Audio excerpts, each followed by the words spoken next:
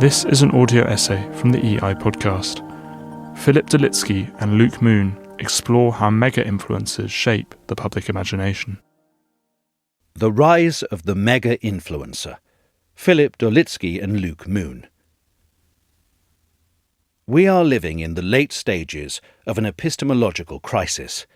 In our modern AI-powered era, the very idea of truth, what it is, who has it, and how it's accessed, has collapsed in on itself. People no longer know what to believe, not necessarily because they are less intelligent or more cynical than past generations, but because the structures and institutions that used to help people make sense of the world are all but gone.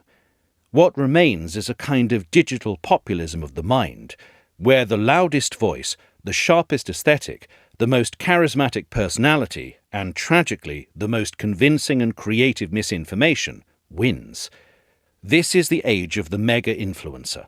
It will only get worse from here. The mega-influencer is a new sort of figure. For years, major broadcasting networks would platform individuals we referred to as pundits. They would offer commentary on current events, even when most of them did not possess some real expertise over their subject matter. We tuned into them because we were glad that someone was caring about the issues we too cared about, or because they were quite adept at interviewing people we were interested in hearing from. Punditry, of course, was not a great way to learn about the world, for it outsourced thinking to someone else.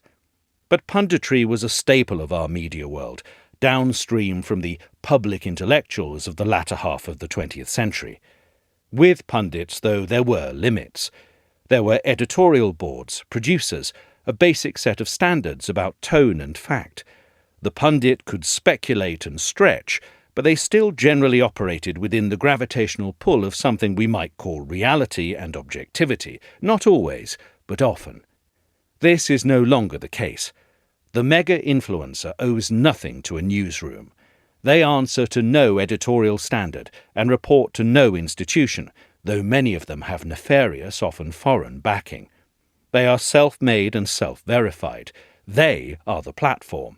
And unlike the pundit, the mega-influencer is not just offering commentary.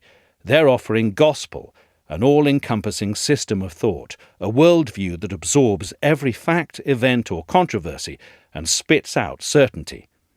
The mega-influencer acts as a god in this manner, declaring something into existence just by its mere utterance.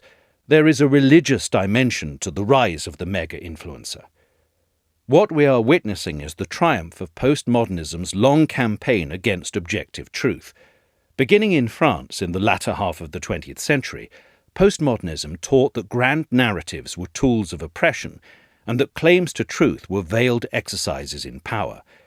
The line between authority and authoritarianism was blurred completely. There can be no more history, just a variety of histories that are all worth equal weight. While the postmodern impulse was mainly a feature of the left, we've seen its embrace now on the right with the rise of the mega-influencer, who borrows its tools and language almost to a T. In that vacuum of ideas, people turn to loyalty. They pick their influencer like they would a team or a tribe of their preferred detergent. And from that point on, everything that comes out of that influencer's mouth is taken as fact, insight, or prophecy. No one asks about sources. No one tracks citations. The mega-influencer becomes the source.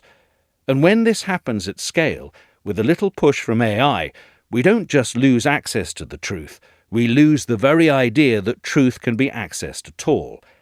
In this world, ideas have scant value. Erich Hoffer, probably the greatest philosopher on the nature of mass movements, commented in his vitally important work, The True Believer, that the quality of ideas seems to play a minor role in mass movement leadership. What counts is the arrogant gesture, the complete disregard of the opinion of others, the single-handed defiance of the world. It is frightening how well that captures the nature of the mega-influencer. This is a profound moral and spiritual problem. When people lose the ability to discern truth, they become susceptible not only to error, but to evil. The mega-influencer may not wield institutional power, but they shape the public imagination.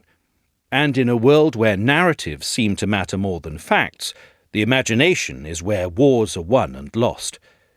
If we want a way out, we'll have to do more than flag posts and videos. We'll have to relearn the old ways, reading slowly and closely, checking sources, sitting with ambiguity. We'll need to turn off X and open books.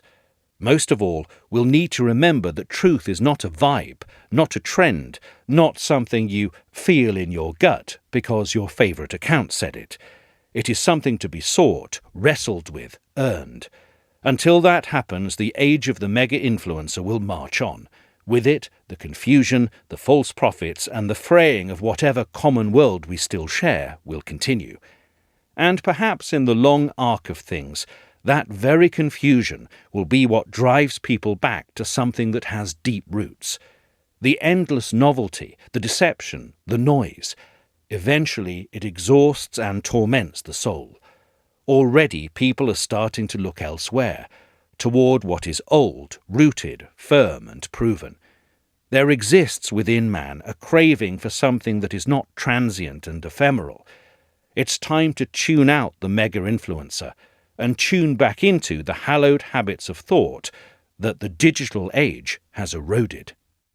Thank you for listening to the EI podcast. If you enjoyed this episode, please follow, rate, and review the show, and find our writing at www.englesbogeideas.com.